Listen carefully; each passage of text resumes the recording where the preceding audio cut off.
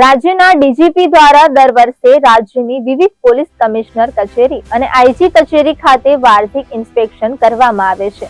ત્યારે Bhavnagar range IG કચેરી ખાતે રાજ્યના ડીજીપી વિકાસ સહાય ઇન્સ્પેક્શન અંગે પહોંચ્યા હતા। તેમજ આઈજી કે ડીજી કચેરી પર મેલ કે લેખિત કરેલી ફરિયાદના અરજદારોને રૂબરૂ મળી તેની ફરિયાદ સાંભળી તેને ન્યાય મળે તે દિશામાં કામગીરી કરવાની સૂચના આપી હતી। ભાવનગર રેન્જ આઈજી ગૌતમ પરમાર તેમજ ભાવનગર, અમરેલી અને બોટાદના એસપી, ડીવાયએસપી સહિતના અધિકારીઓ ઉપસ્થિત રહ્યા હતા। ડીજીપી દ્વારા રેન્જ આઈજી કચેરી ખાતે વાર્ષિક ઇન્સ્પેક્શનમાં જરૂરી નોંધ સાથે અધિકારીઓને વિવિધ બાબતે સૂચનાઓ આપી હતી। આઈજી ઓફિસમાં ડીજીપીએ 16 અરજદારોને સાંભળ્યા હતા। ગુજરાત રાજ્યના દરેક પોલીસ કમિશનરની કચેરી અને દરેક રેન્જ વડાઓની કચેરીની વાર્ષિક તપાસણી ડીજી ઓફિસ તરફથી કરવામાં આવે છે અને એ વાર્ષિક તપાસણીમાં જે કંઈ આપણને ધ્યાન ઉપર આવે છે તે બાબતે લાગતાવળા અધિકારીઓ સાથે આપણે ચર્ચા કરવા માટે એક નોટ રીડિંગ વ્યવસ્થા કરવામાં આવે છે। એ જ નોટ રીડિંગની સંબંધમાં આજે ભાવનગર રેન્જની વાર્ષિક તપાસણીની કામગીરી માટે આજે અહીંયા આવ્યો હતો।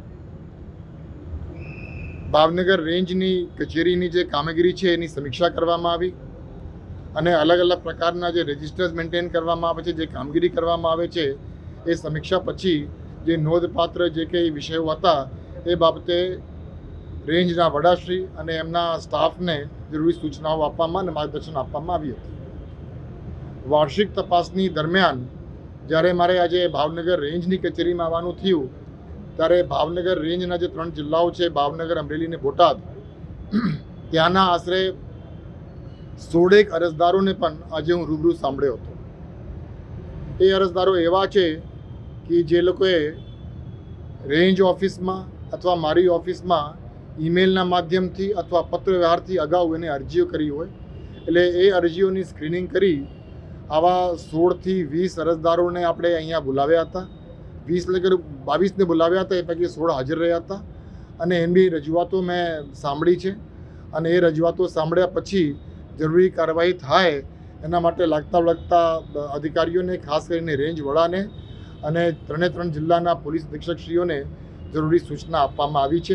અરજી અમે મતલબમાં ખોટા કેસમાં ફસાવાની ધમકી અગાઉ અવારનવાર પોલીસ મારા નાના ભાઈને આપતી હોય અને જે બોટલ જે નેવી ઓફિસરના ઘરેથી પોલીસે ખોટી રેડ પાડી અને જે મોવા પોલીસ સ્ટાફ દ્વારા હેરાનગતિ કરેલ છે અને જે મારો ભાઈ છે એણે આઈટીબીપીનું ગ્રાઉન્ડ ક્લિયર કરેલ છે, તો એને અગાઉ પણ ધમકીઓ આપેલી અને જે પોલીસ સ્ટાફ છે હાર્દિકભાઈ જાની, ભદ્રેશભાઈ પંડ્યા, તેમણે લાખ રૂપિયાની માગણી કરી, ખોટી રીતે પોલીસ સ્ટેશન લઈ ગયા અને છેલ્લે અમે 40,000 રૂપિયા આપેલ હાર્દિકભાઈ જાનીને।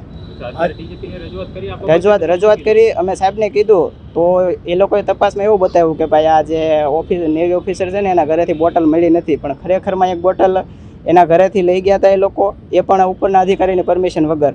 અને આમાં નિયમ હોય છે કે ભાઈ નેવી ઓફિસરના ઘરે કે કોઈના ઘરે રેડ પાડ્યું હોય તો ઉપરના અધિકારીની પરમિશન જોવે, પણ આ લોકો કોઈ પણ સર્ચ વોરંટ વગર એના ઘરે ગયા। ઘરે એના મમ્મી હતા, બહેનો હતા, તો એ ગાળો બોલી ને એવી રીતના લઈ ગયા સ્ટેશને।